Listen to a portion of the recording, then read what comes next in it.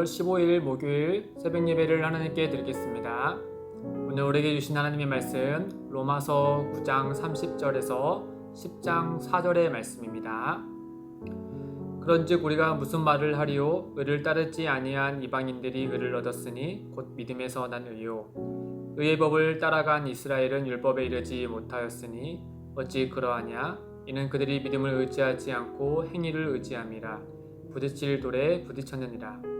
기록된 바 보라, 내가 걸림돌과 거치는 바위를 시온에 두노니 그를 믿는 자는 부끄러움을 당하지 아니하리라 함과 같으니라. 형제들아, 내 마음에 원하는 바와 하나님께 구하는 바는 이스라엘을 위함이니 곧 그들로 구원을 받게 함이라. 내가 증언하노니 그들이 하나님께 열심히 있으나 올바른 지식을 따른 것이 아니니라. 하나님의 의를 모르고 자기 의를 세우려고 힘써 하나님의 의에 복종하지 아니하였느니라. 그리스도는 모든 믿는 자에게 의를 이루기 위하여 율법의 마침이 되시니라. 아멘. 운동 경기 선수들과 또 그들을 돕는 감독과 코치들은 누구보다도 이 경기 규칙에 대해서 잘 알고 있겠죠. 또 이뿐만 아니라 선수들은 상대방의 선수의 컨디션과 또 경기장의 컨디션 등 또 경기에 필요한 많은 정보들을 잘 알고 있을 겁니다. 그래서 그것을 통하여서 어떻게 하면 승리할 수 있을지에 대해서 같이 훈련하고 또 만반의 준비를 해서 경기에 임하게 되죠. 선수들뿐만 아니라 이제 이 경기를 관람하러 온 관중들도 이 경기의 룰에 대해서 자세히 알면 알수록 그 경기가 훨씬 더 재미있게 볼 수 있게 되는 것이죠. 이런 경기 규칙들을 한번 생각했을 때 이 경기 규칙 가운데 가장 중요한 규칙, 선수들이 꼭 알아야 될 규칙은 바로 승리 조건에 관련된 것이겠죠. 어떻게 충족을 해야 승리할 수 있을 것인지, 또 어떻게 해야 결정적인 득점을 해서 승리 조건에 맞출 수 있을지, 그러니까 어떻게 해야 승리할 수 있는지, 또 어떻게 해야만이 승리가 되는 건지에 대해서 알아야만이 경기에 선수가 뛸 수 있는 것이겠죠.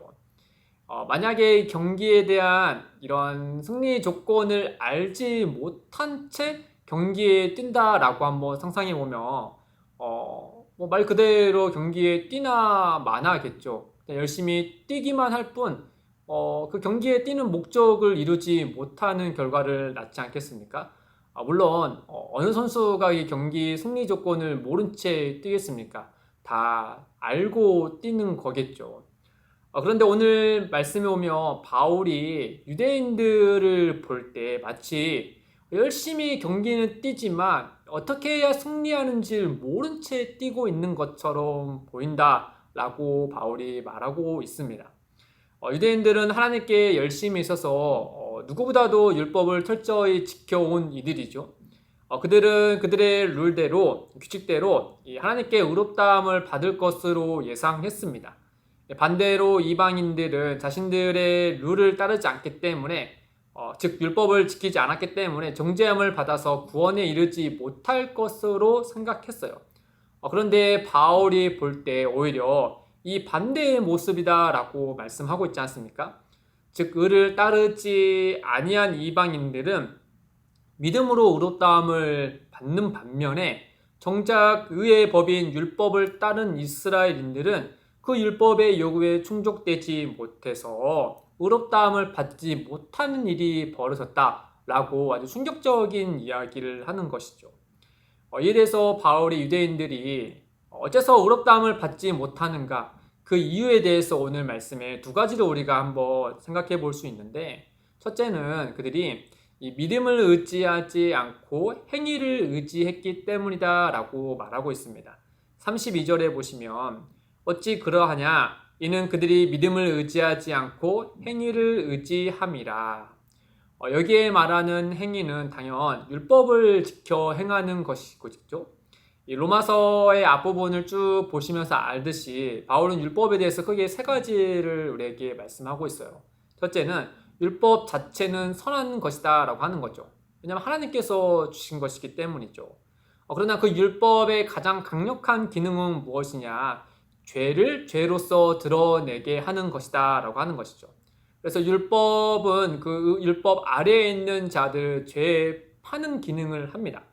그것도 마지막은 율법은 율법 아래에 있는 이들에게 자신들의 그런 죄를 깨닫고 스스로가 그 율법을 온전히 충족할 수 없다라는 사실을 깨닫고 마치 누가복음 18장의 이런 세리의 비유처럼 나는 죄인입니다 라고 하며 하나님의 긍휼을 바라게 하는 기능을 율법이 한다라고 하는 것이죠. 그러나 유대인들은 그런 율법이 죄인들을 데리고 가는 곳으로 겸손하게 가지 않았습니다.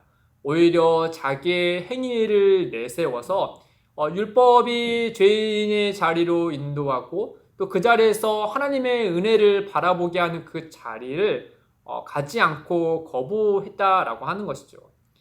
마치 예수님이 바리새인들과 또 종교 지도자들을 질타했을 때 그들의 이런 거짓된 행위와 위선을 말씀하고 있지 않습니까? 이 안에는 분명히 썩어가고 있지만 스스로를 속이면서 자기들은 의롭다 하고 이렇게 착각 속에 빠져가는 그들을 예수님께서 고발하고 있는 것이죠. 율법은 그들로 하여금 죄인의 자리에 있게 하고 그로 인해서 다시금 하나님을 바라보게 하는 기능을 하고 있지만은 유대인들은 이 종교 지도자들은 자기의 행위를 더 우선시하여서 그것 자체를 거부하고 있다라고 말씀하고 있는 것이죠. 그래서 32절에 말하는 이 믿음에 반대되는 행위는 10장 3절에 이른 것처럼 자기 의를 세우려는 행위를 뜻하고 있습니다.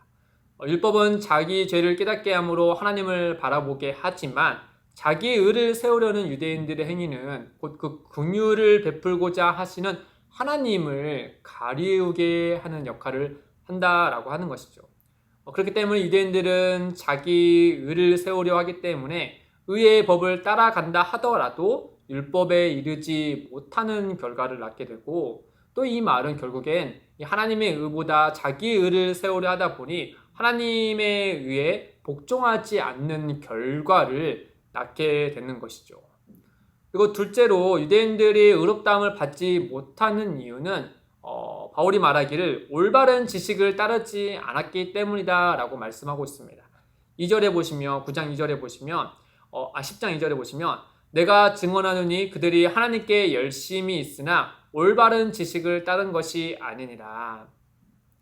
이 올바른 지식을 따르지 않는 것은 곧 하나님의 의를 모르는 것을 가리키는 것이죠.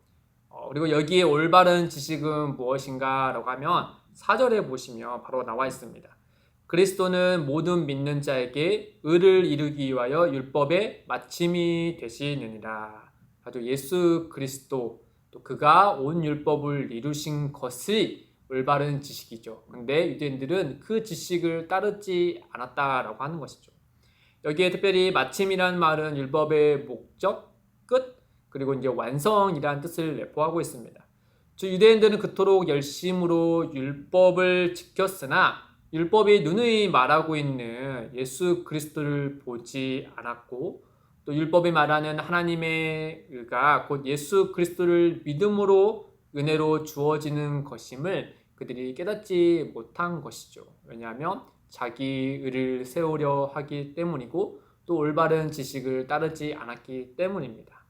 정리하면 율법의 마침이 예수 그리스도시라는 사실을 알게 된 바울이 볼 때 유대인들이 율법을 지키는 것을 볼 때 꼭 승리 조건을 모른 채 열심히 뛰기만 하는 어리석은 선수로 보였다라고 하는 겁니다.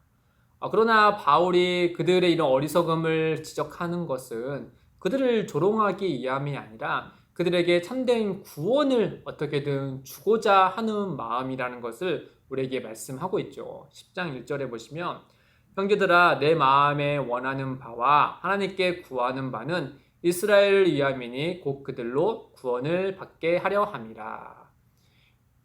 이 유대인들의 열심과 또 그 열심을 바라보는 바울의 모습을 우리에게 말씀해 주고 있는 것이죠. 이 바울의 심정은 곧 하나님께서 그 유대인들을 바라보는 심정과 같지 않겠습니까? 사랑하는 성도 여러분, 열심 자체는 참 중요한 거고 또 좋은 것입니다. 누구나 열심을 내야 하죠. 그러나 우리가 한 번만 생각해 보면 이 열심이라는 것을 기차로 비유했을 때 이 진리라는 레일 위에 올려져 있을 때 그 열심이 참된 것이지 않겠습니까? 만약에 진리라는 레일 위에 열심히 서 있지 않으면 큰 재앙을 일으키게 되는 것이잖아요. 또한 그 열심을 내기에 앞서서 우리는 그 열심의 목적지가 내 자신을 세우기 위함이 아니라 하나님의 영광이라는 점을 우리는 꼭 기억할 필요가 있습니다. 이를 위하여서 우리가 꼭 생각하면 좋을 실천적인 방법은 무엇인가 하면 우리가 무엇이든지 간에 내 열심을 내기에 앞서서 예수 그리스도께서 우리를 위해 내신 그 열심을 한번 생각해 보면 좋겠습니다. 하나님께서 예수 그리스도께서 우리를 위하여서 하신 그 열심, 그 십자가와 그 율법의 모든 의를 이루심으로 우리에게 값없이 주시고 늘 우리를 위해 강구하시고 우리와 함께 하시는 그 예수 그리스도의 그 열심을 우리가 기억할 때 우리의 열심이 그에 비해서 어떠한 모습이 비춰지겠습니까? 그러니 그 열심 앞에 우리는 겸손하게 오히려 그 예수 그리스도의 은혜를 구하며 오늘의 주어진 그 하루하루를 살아가게 되겠죠. 그 모습이 하나님 보시기에 훨씬 더 아름다운 모습으로 드러날 것입니다. 사랑하는 성도 여러분, 오늘 기도하실 때 먼저 우리의 입술로 하나님 앞에 무언가를 구하기 전에 하나님께서 내게 주신 그 은혜와 또 그 예수 그리스도의 그 열심에 대해서 잠시 묵상해 보시기를 원합니다. 그런 다음에 진실한 감사의 고백으로 우리의 구할 것은 하나님께 구할 때 그 은혜가 더욱더 풍성할 것입니다. 그 은혜를 따르시기를 주님의 이름으로 축복드립니다. 함께 기도하겠습니다. 하나님 아버지, 우리를 그리스도 예수 안에서 하나님의 자녀 삼아 주셔서 감사합니다. 우리가 누리는 이 구원은 우리의 행위가 아닌 오직 하나님의 은혜로 곧 우리를 위해 죄값을 다 치르시고 율법의 모든 의를 이루신 예수 그리스도의 그 열심으로 주어진 것임을 우리가 진실하게 고백합니다. 그 은혜를 늘 되뇌이게 하시고 오늘의 삶을 하나님을 위하여서 살아갈 수 있도록 성령 하나님께서 인도하여 주옵소서. 감사하며 예수님의 이름으로 기도드립니다. 아멘. 오늘도 두 가지의 기도 제목을 놓고 기도하겠습니다. 첫째, 내 행위로 예수 그리스도를 지우는 것이 아닌 예수 그리스도의 이름을 더욱 높이는 삶이 되게 하옵소서. 둘째, 기쁨이 되는 교회의 모든 성도들이 복음을 바르게 알게 하시고 복음 중심의 삶이 되도록 인도하여 주옵소서. 이를 위해 함께 기도하며 나아가겠습니다.